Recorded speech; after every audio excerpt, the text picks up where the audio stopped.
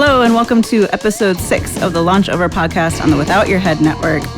I am Sophia Cassiola. And I am Michael J. Epstein. And we are very lucky here to have our good friend Izzy Lee with us. Hello. I should add that we also, right here on our couch next to us, is our third, usually silent member of the podcast, King Ghidorah the dog. You'll hear his pitter-patters. Sometimes He's been very energetic this week, let's say. Yeah, he's doing well, He's been sleepy all night and then crazy all day, so which is, I guess, is good. Just like the rest of us. Yeah, So how are things on the east side? Probably a little less weird than burning California, but they're okay. They're still strange in the darkest timeline imaginable, right? Today's the first day I've really noticed really smoke from the fires in LA. So it's definitely hazy out there today. Yeah, we don't quite have the red skies. I know there's a lot of photos of the San Francisco area has movie red skies. It's crazy. Terrifying. Yeah. Yeah, it looks like Blade Runner 2049. Yeah. So we wanted to talk to you a bit this week because we had just finished watching films at the Fantasia International Film Festival. And actually, Horrible Imaginings as well. So we're trying to cover, some of the films that we've seen at both, and we were excited to have films playing at both of those. So we talked a couple weeks ago to Jim McDonough, who directed Darling Pet Monkey, who worked with us, and that played at Fantasia. And then we had Seth Chatfield 2 weeks ago for Shiny Diamonds, which played at Horrible Imaginings. And we also were lucky to have worked on a film called Tea Time that played at Horrible Imaginings and is currently available on newenglandfilm.com as part of their online film festival. So you can watch that right now. Temporarily, Tea Time. It's a very cute movie about a terrifying child. We believe that, I think you, maybe, Izzy, you would agree that children are terrifying. Especially blonde children. Little blonde girls are the most terrifying. I agree. I used to be one. Yeah. Right? Me too, so we know. As I'm sitting in conversation with two formerly young blonde girls, I'm terrified myself. So. We'll eat you. Yeah. But Tea Time is very cute. It's a terrifying 3-year-old girl who murders her toys. Who are people who are toys. I've seen it. That little girl is great. Yeah. So let's talk about some of the things that we have been seeing at Fantasia. I don't know if do you want to start? Maybe we usually start, but you know what? I feel like we could go crazy and let you just bring up some movies. I can also go crazy. Yeah. I've seen a lot of things as well. Yes. I'm going to give a shout out first and foremost to my wonderful friend Brea Grant, who had 2 films playing in the festival, both of which she wrote. Let's start with 12-Hour Shift, which she also directed. And that was awesome. That was with David Arquette and, oh my God, the amazing woman from May. Yeah. Who, Angela Bettis. Angela Bettis. Yeah, that was so funny. It's really great. I showed my mom the trailer for it yesterday, and she used to be a nurse, so she's really excited to see that. Yeah, there's some fun, off-kilter humor. I'm a big fan of the movie After Hours, and I love the kind of weird characters who are kind of realistic, but also kind of there's something just not right about them. And I feel like that movie captured some of that kind of stuff. Totally agree. And then there's Lucky, which was written by Brea, and she starred in it, and that was directed by Natasha Kermani, who also did Imitation Girl. And that was awesome. Did you guys see that? I did, yeah. I missed it. Sophia missed it. Yeah. I really like Lucky a lot. Yeah, I thought that was really cool. Yeah, I've heard a lot about it. It was a fun. I don't know if you want to describe it without being too spoil. It's hard to really spoil anyway. I feel is that the? No, it's kind of this woman who keeps experiencing break-ins to her house every night, and there's a guy trying to kill her. But it's the police don't really care or do anything, and her husband is kind of absent, I guess, throughout. And it's all it's very highly metaphorical and not really a literal film at all. So I think, but that was really fun. Yeah. So what did you think of it? You enjoyed it a lot. I thought it was fantastic, and I was sort of really. Well, not upset, but I was God damn it, because my monster has the exact same premise, except has a different tone. Right. And it also stars Brea, which is hilarious. That there's is a really monster. cool. Yeah. There's a monster coming to her window every night, and her, Adam Egypt Mortimer, who plays her partner, doesn't believe her, and Right. It has kind of so weird. Almost like an opposite ending. Right? Yeah. Which, now, I hadn't considered that before, but it totally, you're totally right. It makes sense. That's really interesting. And for anyone listening, you can see that on Alter's YouTube channel. Cool. Yeah, definitely check out My Monster. A really fun movie. And I'll link that. If you go to our blog post about this, I'll link everything that we talk about. Oh, sweet. Well, so. Yeah, but I thought Lucky was incredibly well directed. There's a lot of work with colors. Like Brea's character was in blue all the time. She was around blue.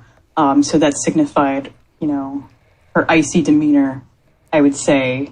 A lot of diversity in that film. Both on crew and on camera, and I thought that was really important.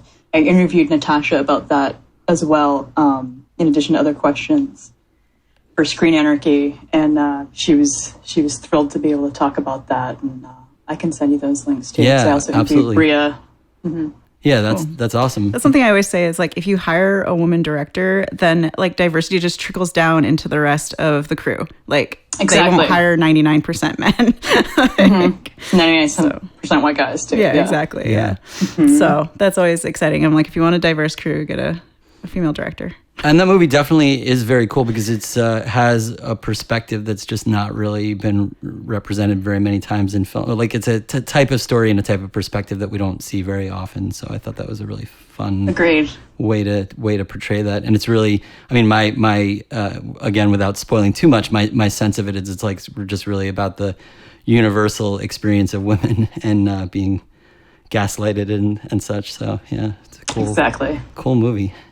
Yeah, I dug that one a lot. And I like Imitation Girl as well, so I was excited to see her follow up. And I like, I think Sophia and I, at least, we're very into movies that are not just like literal depictions of events. So that's a very abstracted kind of metaphorical structure in terms of what the plot is or what the storytelling is. And I think that's really cool. I'm into Totally that. agree. Yeah. Did you guys get to see Morgana? We did, yeah. Yeah, we did, yeah. What'd you think of that? It's really nice to see the story, the perspective from somebody you don't normally see. Yeah. But it was awesome because it's an older woman who gets into porn and kind of has her own reawakening through that. And so that's a great feel good story, I'd say. I don't know if it's feel good though. It goes some places that are less feel good, but like the initial, finding her own sexuality at later age. Well, one of the things that moved me the most about that doc was that she was planning on ending her life because she had a terrible marriage and she just had nothing that she felt going for her to look forward to. And she had hired an escort, basically like one last hurrah before she's going to end her life. And then that experience had changed her. And she wanted to do it again because it felt so good to just feel someone's physical touch, and my God, it moved me to tears, the transformation that she went through after that. So highly recommended. Yeah. I loved it. Is that, really if that's coming out sometime soon or? I heard a rumor that it's going to be released maybe in October. Okay, cool. But I don't know for sure yet. Yeah. A lot of these films that we're talking about unfortunately for everybody listening, they're not available yet, but we're giving you kind of previews of films that are coming out. I know, I think Lucky and 12 Hour Shift are coming out in the next couple months. I think I read. Yeah. So those will be out soon. And so all these films will be out, within the next probably 6 months or year at the most. But yeah. Another doc was Class Action Park, which was already available on HBO Max. Yes, which was totally insane. You want to tell us about it? No, you go ahead. Darling Pet Monkey. So our film Darling Pet Monkey played before that at Fantasia, which was cool. That was great to be paired with that. Yeah. No, go for it. Okay, so this amusement park for, I'm gonna say rubes, was started by a guy that got kicked off Wall Street for selling worthless penny stocks, and his idea of a good time was to create this amusement park made by, or I should say designed by, his own drawings on napkins as well as rejects from like legit, engineered departments of other amusement parks like, Six Flags or Disney. And as you can guess it was kind of a fucking disaster, but very popular because a lot of simple people have apparent death wishes and would brag about how they got, cut, scarred, maimed, and otherwise, injured. And we're talking like they had go-karts that you could drive across the goddamn freeway. They had legit I don't think you were supposed to do that. But No, I don't think you're supposed to do that, but people did it. Yeah. There were actual speedboats that weren't, amusement park grade, and so you could jump a fucking pier and land on top of another one. There was a story about that. There's, the rides were tested by their teenage employees who were also, rampant, partying, doing drugs, having sex, whatever, probably also conceiving children. But, they would test the rides and lose teeth, which is, Jesus, that's my favorite awful. section of the film was when they were talking about the loop. It was a water park primarily, or a section of it anyway. And they had this like water slide that was a loop. That was the vision of it. And so they paid like employees. They're like, we'll give you $100 if you try this out. Like you might, we don't know what's going to happen. But I think there's like less liability for employees than if you brought somebody in from outside somehow. I don't know. That's what they talked a little bit about. Workman's comp insurance and not other insurance. Yeah. So they sent employees through this and like they all got hurt and they kept, redesigning it. And at one point, I guess like people kept coming through and being cut and they couldn't figure out why. And so they went in and opened it up and looked, and there were apparently teeth from somebody who had formerly gone through embedded in the wall of it that were like slicing people open. Oh my God. Weird. Can you fucking imagine? Yeah. So Madness. I remember growing up seeing the commercials. I grew up in Long Island, which is, was sort of maybe an hour and a half from where Action Park was. So they had commercials where we were. Even at that time, we were like told, this is not a place that you're allowed to go or can go. Like it's way too. Everybody kind of knew at the time that it was like not a good idea to go there, but it happened anyway. Happened anyway. God. So yeah, if you want to watch a terrifying story of people being injured and killed at an amusement park, there you go. I think that's a good segue into Jumbo. Did you see Jumbo? I saw that at a different film festival. It might have been Chattanooga. Oh yeah, I think it did play at Chattanooga because I missed it. I missed it there. It's the actress from Portrait of a Lady on Fire, which I loved last year. It's a great film. I liked Jumbo. I'm not sure about it, but she falls in love with a amusement park ride. And has like this weird sexual relationship with the amusement park ride. It's pretty cool. A lot of cool visuals, like the lights on the ride and stuff was really awesome, and just like a weird coming of age story for this girl. Yeah, definitely like a metaphor about socially maligned relationships or types of love. I mean, definitely like homosexuality is a clear subtext of the thing, and exploring that and how the family responds to that and everything. I mean, I thought it was a really cool movie. It was cool. It was just I just don't know how I felt about it in the end, but yeah, I liked it. Yeah, it was almost like a highly conventional love story movie, coming of age love story movie, but they just happened to make it about an amusement park ride. Right. Which is pretty fun, and there's some cool sequences with that too. I don't know if you enjoyed this or thought it was. It was not for me. Yeah. I know a lot of people loved it, and I thought it was visually beautiful, and I like the overall message, but I just there's a lot of things in there that are problematic, I think. Mm-hmm. But that's just my opinion. I feel you. I didn't love it. I thought it was all right, but it was interesting, and I liked a lot of the cinematography, so it stuck with us. It definitely will stick with you, yeah. But definitely go see Portrait of a Lady on Fire. That's my review of Jumbo. Did you guys end up seeing Marygoround? No. We didn't actually, and I know that won, I think, best like audience or something. Yeah, something like that. I'm not sure what the prize was, but is the production design and the coloring so damn gorgeous. But it's also, again, about a different perspective. An older woman, she's like, I don't know, maybe 50 or something. She's going through menopause, and she gets on these hormonal replacement patches, and she doesn't use them correctly. And so her world starts to go a little crazy. Like she's like crazy religious. And so like Jesus ends up watching her from like the wall when she's in a bathtub, which is creepy as hell. Yeah. You know, she also gets really turned on and she starts having the time of her life, but then she attacks like this guy who gave her a scarf that works in a local, you know, women's fashion shop, and it gets really strange. And basically it's an older woman discovering herself and how she can actually be independent from people and how she doesn't maybe, you know, need a man or need religion in her life to live a good life. And so I thought that was a really great portrayal of someone like that. So I really enjoyed it. Very cool. Yeah, it was on our list to see, and one of the things about Fantasia was you had to like watch movies exactly at the time that they were playing. So some things just kind of like slipped through our fingers in that way. Yeah, especially with the time difference. Yeah. So yeah, but I hear cool. you. Cool. What else did you see that? Did you check out Sanzaru? I did. Yeah, I saw that. You didn't see that, but Sophia didn't see that. Yeah. What'd you think?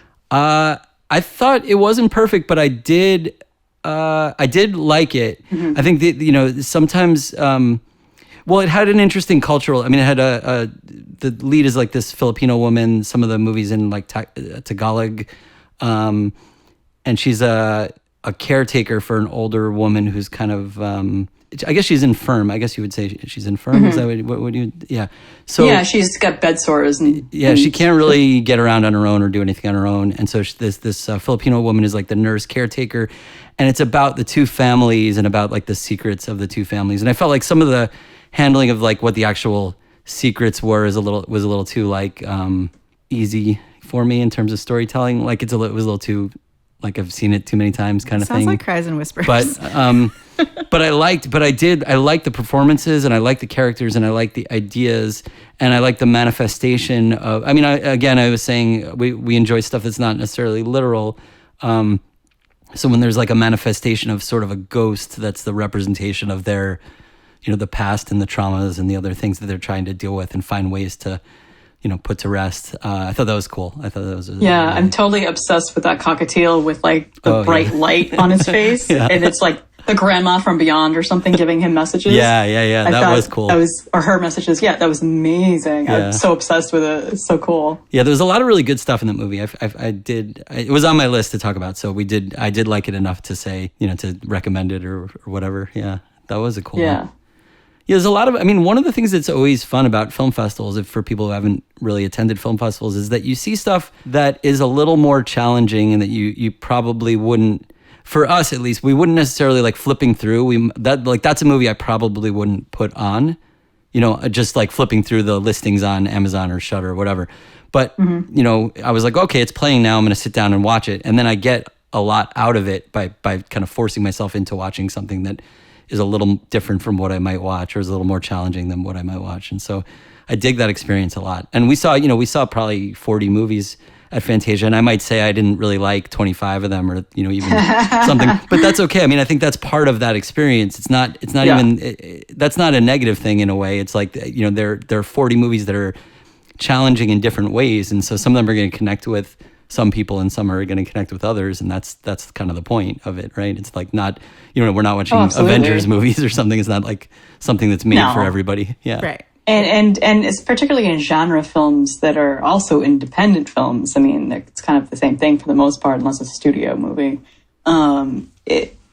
There's so many different stories and so many different perspectives, and it's just wonderful to see it. Although I was disappointed this year to see two Fantasia films that both featured killers stalking women, and that was just the movie. That was the entire plot, and I was just so done with those types of slashers. Yeah, haven't we had 50 years of that? Like, you gotta make it new. Like, why do we still need that? Why do they still get funding? I don't know. It makes me crazy. Yeah. I think we might have skipped those mostly. Yeah, maybe. I can't remember what. No, that's good. You were right, too. Yeah, because, you know, I mean, I think there were about 100 films there, 100 features there, and we saw maybe 40 or so. So, wow. Yeah, which was already a lot, lot to watch. Yeah, it is a lot, yeah. What else stuck out for you? I'm thinking about shorts, like the Small Gauge Trauma program and the Born of Women program were fantastic. Cool. Yeah, we missed both those. I wanted to see the Born of Women program so bad, and somehow I think it just played once, and I missed it. So a lot of really wonderful stuff, and both of those blocks. Small Gauge Trauma had 3 USC films this year, which is insane, but here we are. And they're all really well made, so congrats. But it's always exciting to see the shorts blocks because, you know, those are brand new voices that we don't usually get to see for the same reasons that I love going to film festival. Right. You know? Right. So I always love watching those. The Born of Women is always exciting because it's women from all over the globe. And there was one film, and it felt like a 70s Peckinpah film. Oh, wow. Cool. You know, there was like a bank robbery going down, and of course, it ends in tragedy and double crossing and whatnot. But at the same time, you're like, good for you. Right. You know? Yeah, it was great. Oh, the film is called Break Us. Break Us. Cool. Yeah, Yeah, we'll check I'll that out. send you. Yeah. I'll send you the reviews that I've written for those as well. Absolutely. Yeah, we'll definitely include that. Yeah, we saw tons of shorts at Horrible Imaginings. Yeah. Because those were available like the whole week. Like you could watch them any time, you know, on your own schedule kind of.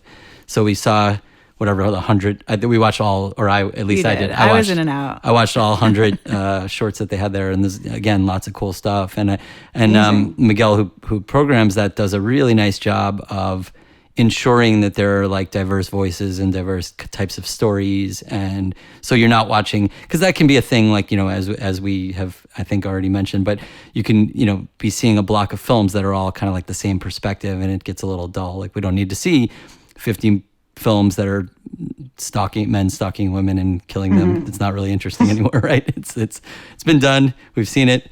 Now, like, time for a new story. So Horrible Imaginings was great because of, you know, Curation. The curation of it is really, really nicely done, and the Q&As are really nice to get some perspectives on like what the goals were with some of the films. And I love that movies. festival. Yeah. This is my first year in, I think, the last 6 that I haven't played it because I don't have a horror short this year. Right. So it bummed me out, but, you know, what are you going to do? I'm sure you'll be back. I'm sure you'll be back soon enough, right? Right. Cool. We also saw a film called Schlaf, or Sleep. I liked it a lot. It's a German film, kind of like a family, I guess, like family secrets like come back to haunt the this mother and daughter. And it's all based around sleep and and dreams. Very surreal. And it really stuck with me, I have to say. The mother's like having visions of this German town, and they end up at this hotel that then, of course, they have a relation to the hotel. A lot of people compared it to The Shining for that element because it's like ghosts in a hotel, but I wouldn't call it. It was really pretty too, the shooting of it, and great location. But you know, there's like the old guard, and then there's like some younger people around that like are not about it. And so it was like an interesting generational thing, as well as like the family history of this mother and daughter in the relationship to the town, and then all this stuff happening in the dreams. So I really liked it. Thematically kind of similar to Sanzaru, actually. You know, it's about like inherited guilt and trauma almost, you know, throughout generations of a family. Yeah, but it was I liked it a lot. It was cool. I mean, we love the surreal stuff and the metaphorical stuff, so that definitely stuck out as a good one. I also really enjoyed The Oak Room. I think Sophia liked it less than I did, but I don't know if you saw that one. I did see it. Yeah, I thought it's is a pretty good neo-noir. I thought the main bartender, you know, the older gentleman, not the younger kid that comes in, was fantastic. I thought he was a really great character actor. Yeah, I really like both of them a lot. I thought it was a fun way to tell a story because it's again, without spoiling too much, it's a guy kind of closing a bar, and then this kid walks in, and they have a history. They tell stories to each other, and that sort of shapes how they're manipulating each other. And we get to, you know, a point where things aren't quite what they seem. You know, so neo-noir is a great way to put it, and it's like a layered, at one point I think we're like 2 layers of storytelling inside. It's like a story within a story.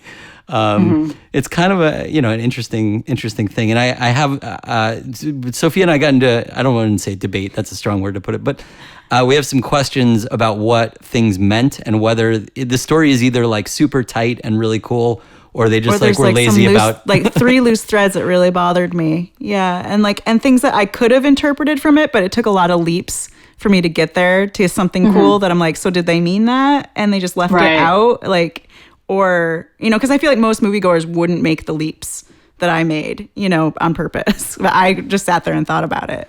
So I don't know that it was intended, the stuff that I thought was cool about it, or if they left like 3 giant loose threads that then would really bug me. I had the same sort of question. Yeah, like the person when he called somebody that had a woman's name and he's like, this so-and-so will be here in an hour. Yeah. And then it was the same shot of the guy with the fancy shoes, who did not walk, 3 miles in the snow. Right. Yeah. Everything about that character, I'm like, what? Yeah, there are some questions, definitely. My opinion is that probably there is a tight story there, and we weren't quite given enough to do it. I wrote a review on Letterboxd where I'm like, can anybody tell me how this stuff interconnects? I'm hoping that somebody shows up. Yeah, I didn't message them or anything, but I'm hoping that somebody shows up and tells me like how the things interconnect. And I think once I find out, what the intent was, and if it's really there, seated in the movie, then I will say I really love that movie. And if it's not there, then I'm mad. And I'm all for things being ambiguous. I love that, but it doesn't feel intentionally ambiguous. It just feels like there's just something kind of missing. And I don't need to be led to the water. I definitely will put the work in. But so like that's what bothers me. Like if it was intended and it's not there, then they kind of failed at some point to put it in. Yeah. I hear exactly what you're saying. I got the same impression. I loved the way it was shot. Yeah, it was very cool. It was really lovely cinematography. Yeah. And it definitely felt like it was based on a play. And in fact, when I looked it up, it was based on a play. Like they just took a play and then did it, which I'm a fan of that kind of thing. I think it's really interesting to see how super contained things can be, brought into films. And it's really hard to do. And I'm being hypercritical because it was cool, but but I was annoyed that I didn't know it. Like I was saying, the certain threads didn't line up for me. Mm-hmm. So anyway, I think we tentatively recommend it, and maybe it's maybe certainly as a contained movie with like only 3 people just talking, it did really well with that because that's very hard to do, like a feature with just 3 people chatting. Right. So that's cool. I really love Patrick. Did you see Patrick? I saw Patrick last year at Fantastic Fest. Okay. Oh yeah, I did see on Letterboxd some friends of mine had liked it from there. It's Belgium, right? Was it Belgium? I believe so, yeah. This guy is like the manager of the nudist camp that his father owns. And then his father dies. And then he loses his hammer. And the rest of the movie is him trying to find his hammer in the nudist camp with all like the nudist people. And like, usually I hate father-son like relationship like things, but this is so metaphor heavy. And the performance was really good. It turns out it's the hot boyfriend from Revenge. And he's very much not hot. Wait, are you serious? That's the same guy? Same guy, yeah. But, I mean, he was really ripped in Revenge. Yeah. And he's also nude in Revenge. And and so it's like kind of the quirkiness of this movie is like everybody's nude the whole time, and it's like, you just get used to it. But it adds like this layer of surrealism to the film, I think. But yeah, so it's the same guy, which like blew my mind. I had to and it's like only like a year apart. So he gained a lot of weight or lost a lot of muscle in between. Oh my God. Yeah. Fascinating. Kevin Janssens is his name. Okay. Yeah. I thought he also starred in a different Fantasia film as well. Yeah, you know what it was? It was another Fantasia film. It's called Savage State. Okay, yeah. It was a Western. I thought it was really interesting. So basically, it stars a bunch of French people in the American Civil War era, and a family is trying to get back to France because some Yankees come in and shoot up their dance hall thing, and someone gets killed. And so they hired this same actor, Kevin Janssens, who's like a mercenary. I wouldn't say it was entirely successful because there wasn't like one clear protagonist and it should have been the young girl. But it was interesting. It was really, really shot so well. And the costumes were so great. So I enjoyed those aspects of it. I think Westerns are really hard to pull off, especially period dramas.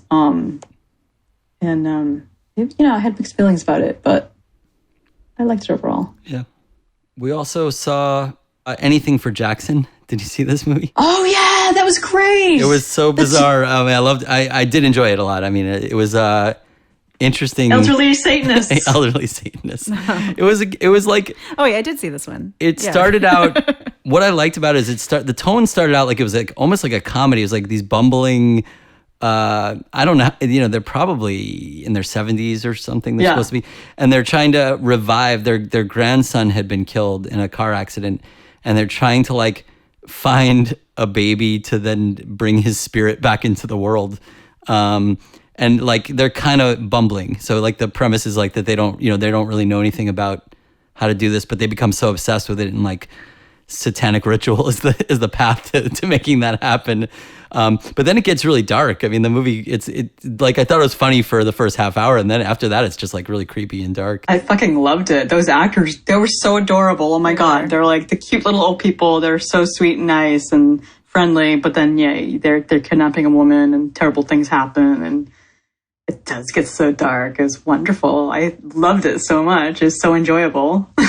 Yeah, Awesome. that was cute. Yeah. So that's a fun one, and I think like an interesting mix of tones. Like I didn't quite know where it was going to go, and even the ending, I was not really sure what the hell the thing was going to do, and Right. but it came together. I thought it was cool. Did you see Come True?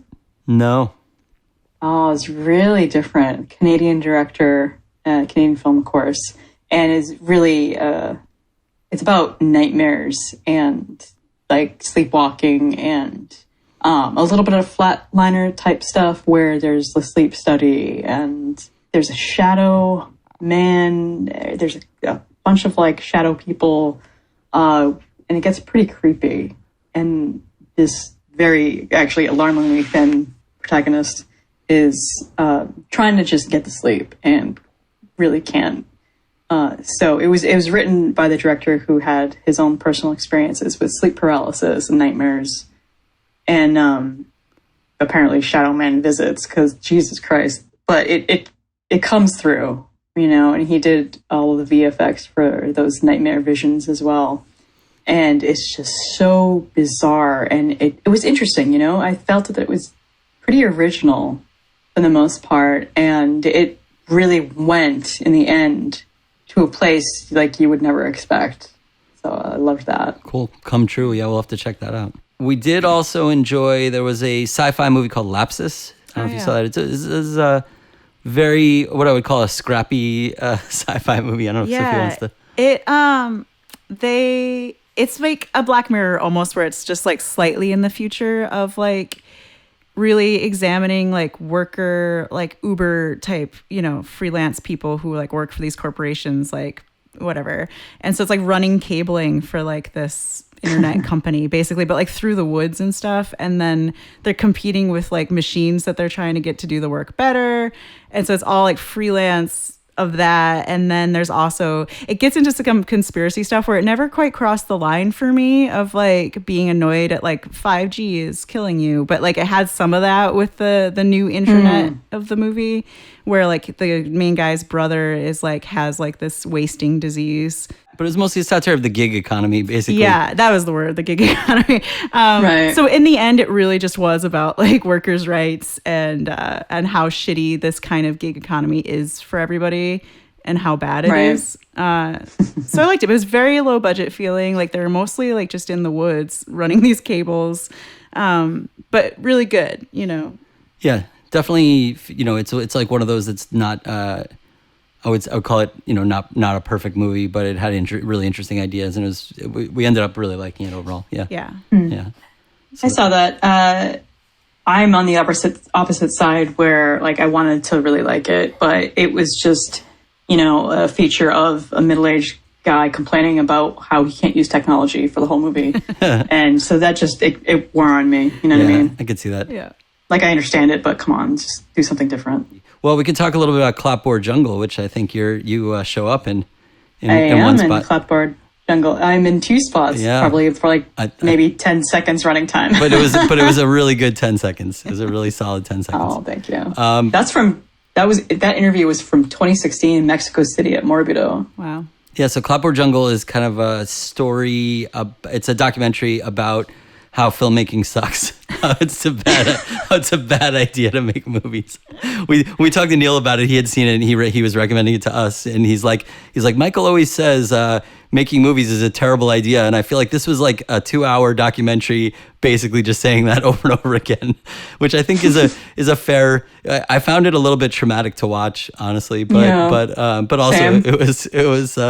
It's good. I think it was insightful. I mean, I don't know if people who don't make movies are gonna have any interest in watching this thing. It's kind of a niche thing, but it does give insight for people into like what the experience of like trying to find money and figure out how to like get your movie out there and how to accomplish anything in this crazy, weird, money driven art world. So I thought, I enjoyed watching it, and I found it painful to watch as well. So if you like suffering and you want to hear about how filmmaking is terrible, Clapboard Jungle, solid look at that. We also watched some like repertory movies, I guess, that they had, because they had quite a few like Fantasia classics, I think they call it. It's like older films that are being re-released, and there was some interesting stuff. I don't know. Did you see Day of the Beast? I did rewatch that. I first saw the Kendall when it came out. Okay. Forever ago, It's like in the 90s. Yeah. Oh, Yeah, man. I was so psyched to watch it again because I remember it being hilarious, and it held up. Yeah, it was we did very enjoy funny. it. Yeah, it did also. You mentioned After Hours before. It felt a little bit like After Hours, but with like a priest and a Satanist running around all night with like a TV televangelist.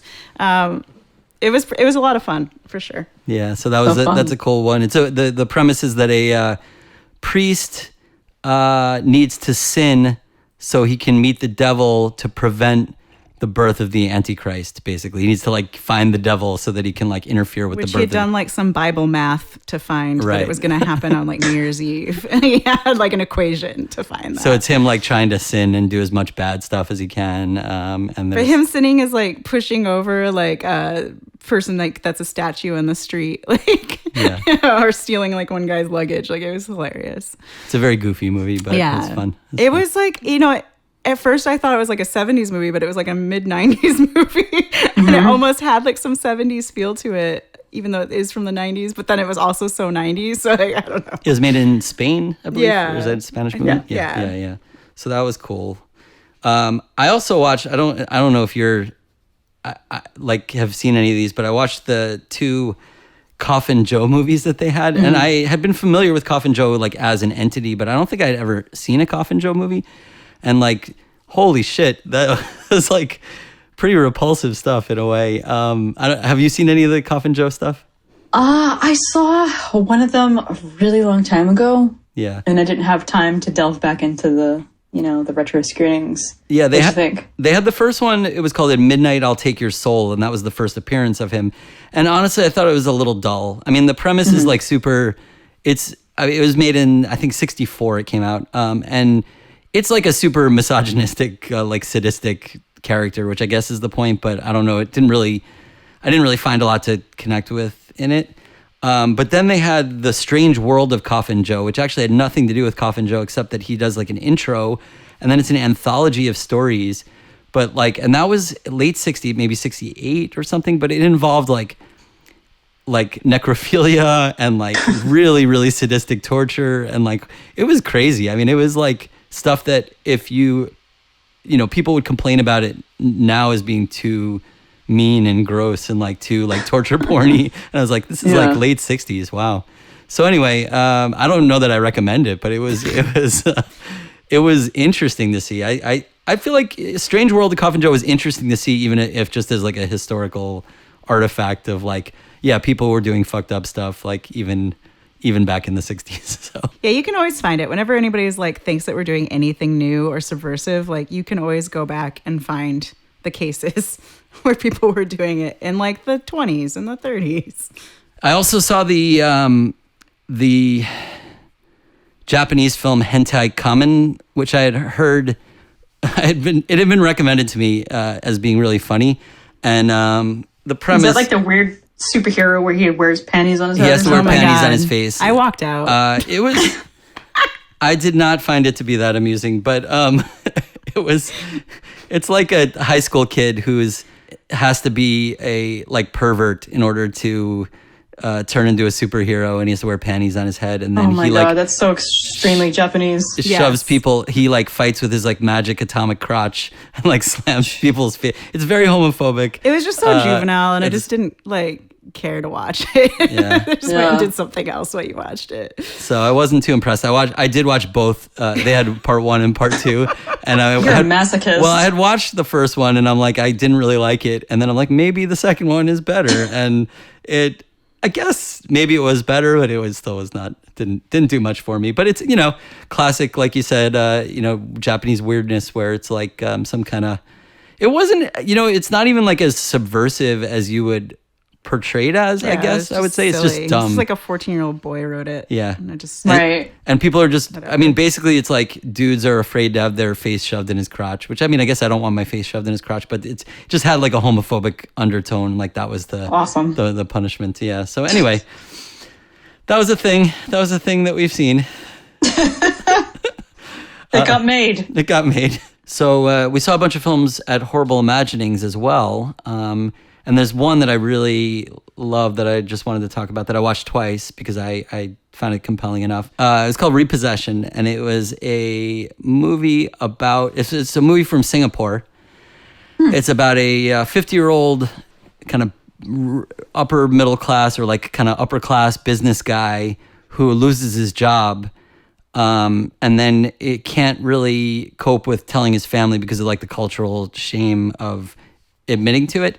And so that shame kind of manifests as visions and things from his past. Again, it's very similar themes to the Sanzaru and Schlaf even. It's like the past history manifesting as like a physical thing. And in his case, he has like almost like sleep paralysis, nightmares and stuff as well. There's like a demon that comes as a result of the representation of that. It's not, people complain that it's not really that horror-y because it's more of almost like a drama about a guy who's just like makes bad decisions. I mean, you can relate, it's not like he's just a jerk. He's like a guy who wants to do the right thing, but he just can't manage to tell his wife or his daughter that he lost his job and that their lives are going to be affected by it. So he's basically, he's responsible. He feels culturally responsible for taking care of them. And even though they don't really, in a lot of ways they are, they respond positively to it. They found out finally, they both went out and got jobs. Yeah. So like they didn't really care. It wasn't like they were like, right. Oh, fuck you. You don't support us anymore. They're like, okay, we'll pitch in. But I think that was the point. Yeah. It's like the cultural but it was shameful for him, I guess. Yeah. To have and they talked about that. Like they had a Q&A where they talked a lot about how in Singapore, it's really, really prevalent that people are living above their means. I mean, even more than in the US. They were saying that it's like people, really, really have like status fights, like cultural status requirements of having expensive cars and having expensive condos and things, and that those things become the reason for their lives or the value in their lives, and so they, the director mentioned that everybody has to buy these like super expensive cars, so then if anything happens, if there's even like a scratch on the car, the people's like lives are ruined. Like they freak out because that becomes the manifestation of all of the like value in their life. Jesus. So he's saying so, it's a very toxic culture associated with that. And so the movie, they wanted to make a movie exploring that experience for like, especially an older person, when an older guy in this context loses his job, it becomes harder because he's not like the hot young kid who's like gonna get hired. And there are even, there are scenes where he's getting hired for a new job and the young people are like mad that they're like, you're too old. Like we should be letting new young people like take over and whatever. And so it's like really about the culture of, what unemployment means as you are not like coming out of college anymore. And wow, that's so shitty. Stuff. Yeah. So it's it's a very depressing movie for sure. But I really loved it. I thought it was really well done. And I ended up watching it twice to fill in some of the gaps that I had in understanding some of the. And I still have one question. I'm gonna have to write an email to the director to ask him one question about like whether I'm supposed to take something literally or kind of figuratively in the context of the movie. But yeah, I thought it was a cool one. And again, like I think it's really fun to to me, like a very successful film takes universal ideas. Like we can all, I think we all at least have some ability to relate to that story. There's like elements of that story that are like almost anybody could relate to. But then it's so tied, and this was a discussion in the Horrible Imaginings like chat room at the time. Some people were saying like you had to be immersed in Asian culture and especially Singapore culture to really get the movie, to really understand like what that shame is like. But I thought that was interesting to make a movie that's so tied to that specific culture, but then also has a really universal appeal because we all can relate to elements of that at least. Right. I just think like any feeling we would have was just more extreme for him in his culture. But like even the director was talking about like the guy has like an Audi, and like an Audi there is like $200,000 like compared to like $60,000 here. And that's a house. Yeah. God damn. Why would you do that? Right. And so like when he lost his job, his like buddy was just like, sell your car and get like something cheaper, and live off that money for a while. And like, but it wasn't like, he didn't want to admit, and didn't want to sell the car because that was admitting. Right. And then everybody who sees him, if they see him not with the Audi, right, then he doesn't look like the person that he feels he needs to portray outwardly. He's not successful. Yeah. Right. So I feel like there's so many parallels here. This is Wall Street. This is Hollywood. Yeah, absolutely. This is for sure anywhere where status and capitalism is everything. Yeah. It sucks. Yeah. Well, we even again in the chat talked about that, how it's basically like a capitalism demon. Like it's like it really is. It's like a representation of like what, like the shame of capitalism. And they tell a story in it. There's like a parable that's told within the context of the movie. Like he becomes like an Uber driver, and then one of his passengers tells him this parable about monsters. And it's a little like the Scorpion and the Frog, where it's like, what is the nature of a monster? And like, what is the nature? And it's real, to me, it was really a representation of like capitalism. And it's like, no matter what you think, like how you're going to beat this, capitalism is unfeeling and uncaring. It's just gonna do what it's gonna do. It doesn't, like, just because you have a need or you're asking for mercy or anything like that, like it doesn't care. Like the company, he goes to the bank, there are a number of scenes involved with the bank, like trying to get an extra day on his loan and all that kind, and like they just don't care. They're like, no, that's the rules. Like there's no, right. It sounds so simple. It's like, oh, I have the check right here. Can I pay this like tomorrow? It's due today. And they're like, nope, we have to take it away. But that's like the idea, this demon of capitalism, that there's absolutely no empathy built into a system like that, right? So no, that sounds very, very much Drag Me to Hell in terms of, somewhat premise-wise, So I really like that film anyway. So that's a cool one. I don't know when it will be available, but it will eventually get its release, I'm sure. And it was in English because in Singapore they mostly, I guess at least half, or he was saying mostly, I think, speak English. And there's parts of it in Mandarin as well. And they use that for different types of cultural and class differentiations, I think. Like, so some of the, the upper class people are more English speaking. Right, and but then his housekeeper speaks Mandarin. So I think that's, there's some interesting ideas there beyond just. So anyway, Repossession, I thought that was a fun one. Fun in quotes. So we're lucky enough again to have Izzy Lee here with us, and we have worked on, I don't even know how many projects in some capacity with you at this point. You've been kind enough to let us tag along on so many things, and it's always been really fun. And I know you have a number of films that are currently at festivals and that are available for watching. And what's going on in your world in terms of the projects that you have? Yeah, sure. So right now, the DC Shorts International Film Festival, which is I think it's kind of prestigious. I've never gotten in before. I got scouted for the Obliteration of the Chickens, which is insane to me. And that festival runs from today, September 10th, until the 23rd. And it's a whole bunch of international short films. There's, experimental narrative like what we did. There's docs, there's, I think, maybe animation. There's all sorts of different genres in there. So I'm interested to check it out because it is not a genre fest, which is odd for me. Like, I think it's like it is a very prestigious fest, so it's really cool that you're part of that. And I think, like you're saying, you're going to be reaching an audience who Well, why don't you say a little bit about what the movie is? I guess I don't know if you want to reveal too much, but yeah, sure. I mean, I just wrote something. Oh, it's basically a weirdo manifesto. Okay, like we live in an uncaring universe.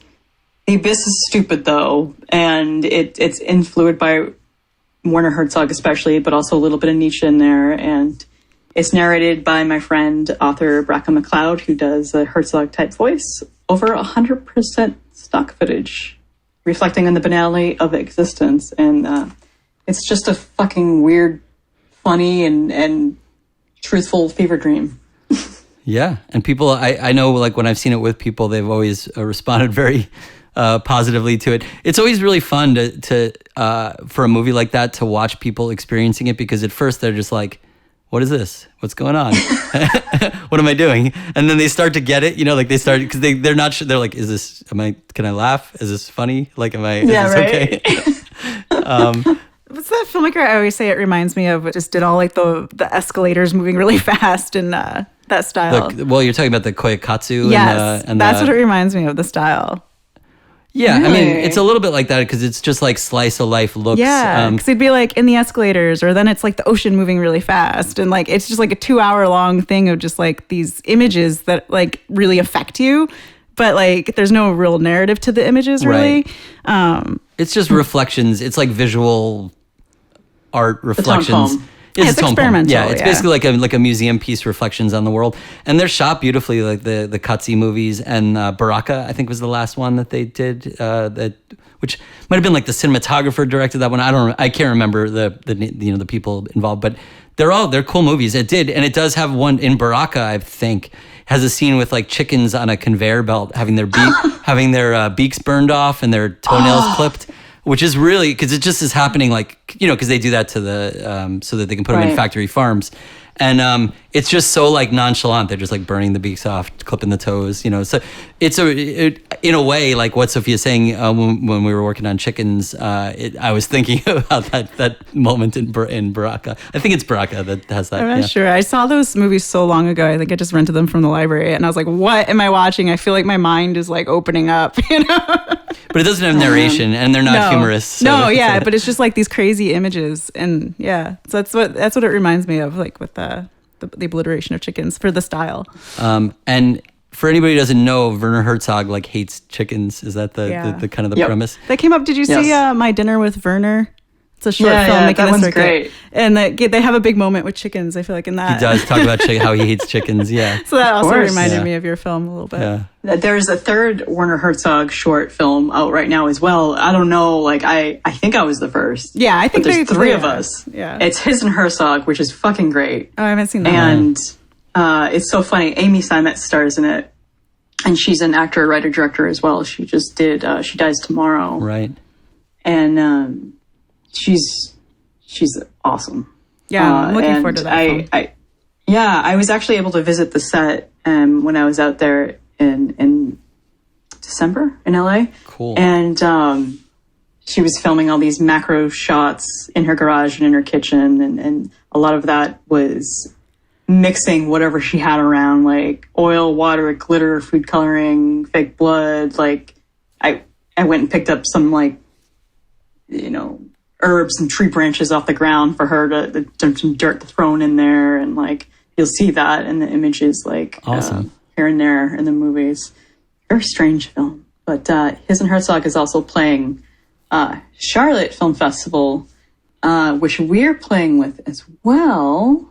We are going to play the Charlotte Film Festival, which runs. Is this September? Chickens is playing there?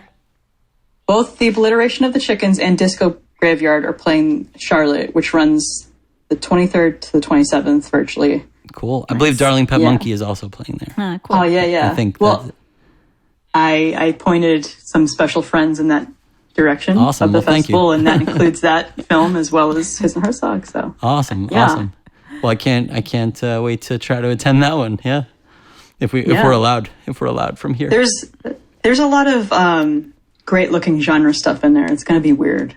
Awesome. I'm excited to check that out. And Brea's film 12 Hour Shift is also playing that. Nice.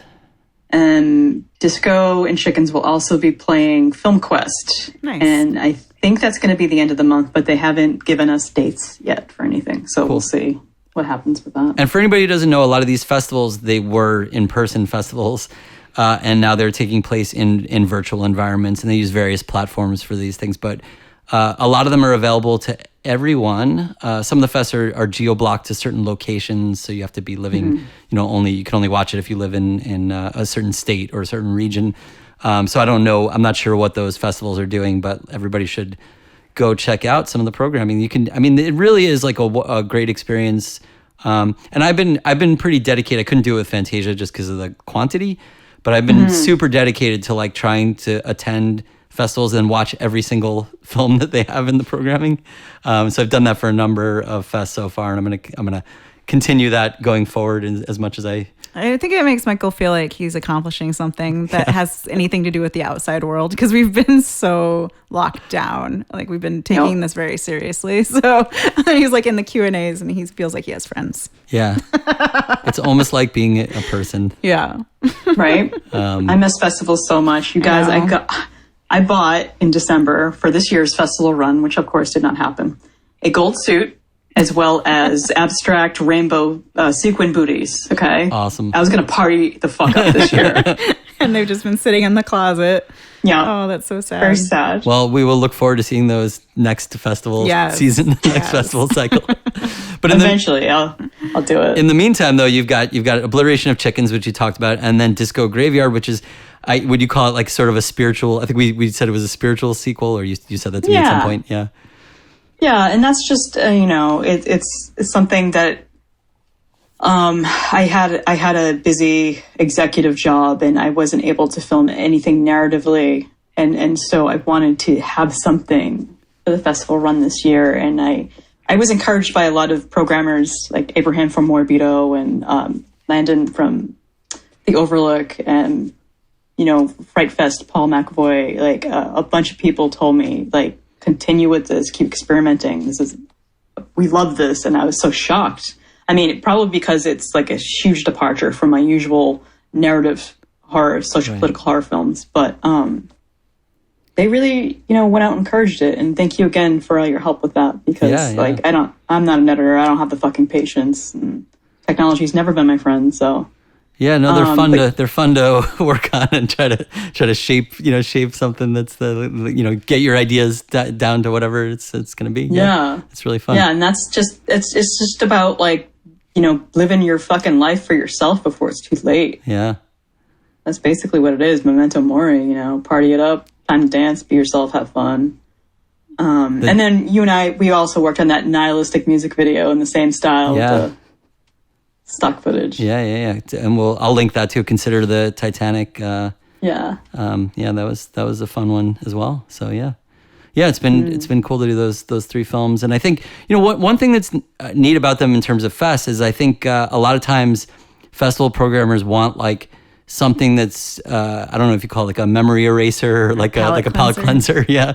Where it's like they're programming a bunch of kind of more typical stuff.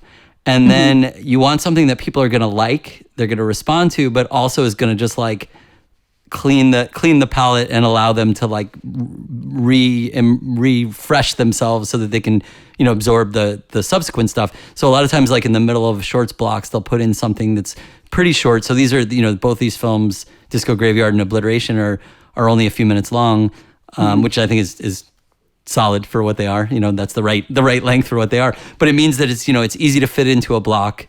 It gives people an experience of like having something fun in the middle of some other stuff that sometimes is fun and sometimes is not fun, and then they get like refreshed and excited to see more. I think like from that. Right. Yeah, that's a perfect way to put it. And Disco in particular has been for the blocks that it's been programmed to play, it's been usually programmed at the very beginning of a block. Oh, cool, yeah. Which is to set the tone. Yeah. So that's been interesting. Like, it'll play Boston Underground as part of Nightstream at some point in October with the homegrown horror block here. And cool. That and Chattanooga, they both opened virtually, those blocks. Nice. Yeah, we also we have we worked on Shiny Diamonds in the Homegrown Horror block as well. Umbilicus is supposed to be. Is it in the Homegrown? That's not. That's in the comedy block or whatever. Okay. Yeah. And Darling Pet Monkey is going to be in the comedy block. Yeah. Yeah, but I'm excited for what they've put together, where they've gotten a whole bunch of festivals together to do a virtual experience, which includes Boston Underground, which is one of our all-time favorite experiences. Yeah, we were very sad because we were had our tickets. We were a couple weeks out of coming to the East Coast. It was supposed to be in March, and we had our plane tickets, and we were ready to go. But no, I'm so bummed out about everything. But yeah, Nightstream will be fun because that's not just Buff. It'll be Brooklyn Horror, North Bend, Popcorn Frights, and the Overlook. So 5. Yeah, awesome. It's like the Voltron of film festivals online. Yeah, that'll be an incredible experience for sure. Yeah, I hope it's really special. And then coming up, Fantastic Fest, which I have zero work in, but the new features and events are going to be for you guys. Oh, wow. For anyone in the U.S. So that'll be the 24th through October 1st. Cool. Yeah, that's one we've never been to. Check that out. Yeah. Yeah, it is really fun. Again, I already said it, but again, for anybody sitting at home in the pandemic wondering how to connect with the world, attending these virtual fests can be a really fun time. And it's not even just the work. A lot of them are having meetups and other kind of special, there was a live podcast at Horrible Imaginings, and they really encouraged everybody to get on the chat during all the Q&As and all the special events and just kind of talk with each other and ask questions. And they were we're not just going to wait till the end of the Q&A and allow audience questions. We want this to be an engaged conversation on these films, and that was really nice. It made it feel like, oh, I'm here with my friends again, in this room, and getting to have some kind of shared experience with people. So that's nice. Yeah. when my normal shared experience is with just me, Sophia and a dog, which is that's not a complaint. I mean, that's not a complaint. 6 months of just me. We're still hanging in there. That's okay. Luckily, we got a dog. Let's just say that. And so, do you have other films that are? I think is Rehome done with the festival run?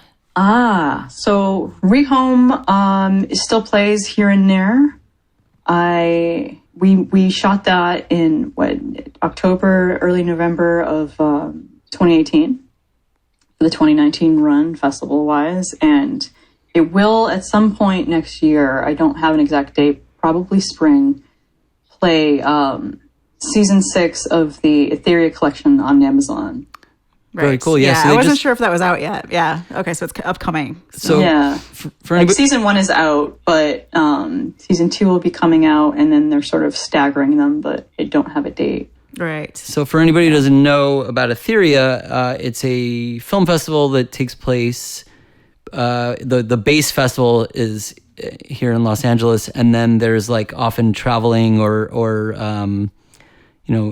satellite versions of it in different places, and they play horror and sci-fi films directed by women, and it's always really high quality stuff, I would say. Yeah, it's an awesome fest. Yeah. So they're doing anthologies from every year they've been around, I guess. Is that the focus of the anthology? So so a little mixtape of films from the years, and then I think they're releasing them monthly. So the first one that's out is the oldest one, I'm pretty sure. Mm-hmm. Right. Yeah. You want to talk about what Rehome is about? Yeah. So Rehome, and the side comes from living in this fucking country, is inspired by the cruelty that we live under in this administration by putting, immigrants and children in cages, and it's fucking horrifying. And so Rehome is basically a 5-minute into the future, Black Mirror-ish type of look into what that might be. Specifically, Gigi Saul Guerrero, who's an incredible director, is also an actor and voiceover artist, and she stars as a poor woman, very, very down on her luck, who rehomes her child to an institution because she's living on the street and has nothing and can no longer take care of this baby. And these rehome institutions, of course, are privatized and capitalized like everything else here in the U.S. And things don't go so well for these people. So these let's say the downtrodden, they don't go so well for them because it's capitalism, white supremacy, class warfare, and all that fun stuff. All the stuff we love in our genre films, right? Yeah. Right. Yeah. Allegories. Mm-hmm. Yeah, but no, I'm slightly biased, right, for having helped out on it, and Sophia was the cinematographer on it. But no, I thought it was a really cool movie. It's so really timely. Turned out really well. Yeah. So I think that's really great, is to make a statement in the moment that it's happening. And now even like we've seemed to have forgotten there's a bunch of kids in cages still on the border. Like we still need to deal with that. Yeah. So it's because like there's a new nightmare every fucking hour. Yes, for like sure. Nobody can possibly keep up with the trauma. Yeah. But yeah, it's shameful to say the least. Yeah. Mm-hmm, for sure. So that's an important one for sure. So I'm excited when that comes out. Yeah, we'll definitely spread the word when for that's everybody out. to watch. Yeah. And then probably a lot of your other stuff is available for people to watch currently, right? You said My Monster is available on Alter. My Monster and Rights of Vengeance are both on the Alter YouTube channel. And we didn't work on either of those, but that's okay. That was just, we were, I think one of them you shot after we moved in and Rhode the other one Island. was before we moved. No, the other one was shot here, but we were out of town or something. Yeah, okay. Right. So, yeah. It's okay. I mean, you don't, We not that you're crossed obligated paths. to always work with You're but not, we like it. Not we like it. Yeah. We like it when it happens, but we still are happy to support and love the movies when we are not involved as well. So. Well, I love working with you guys too. I miss you so much. Yeah. Well, we hope that this will all end and we can all make things together again sometime. Yeah. I feel like my stuff is growing moss. But yeah, sorry, I interrupted. What other your other films that are available for people to watch? Yeah, Innsmouth used to be on Shudder. Oh yeah. The contract ran out, so that doesn't currently have a home. For a Good Time Call is in the Shevenge anthology on Amazon too.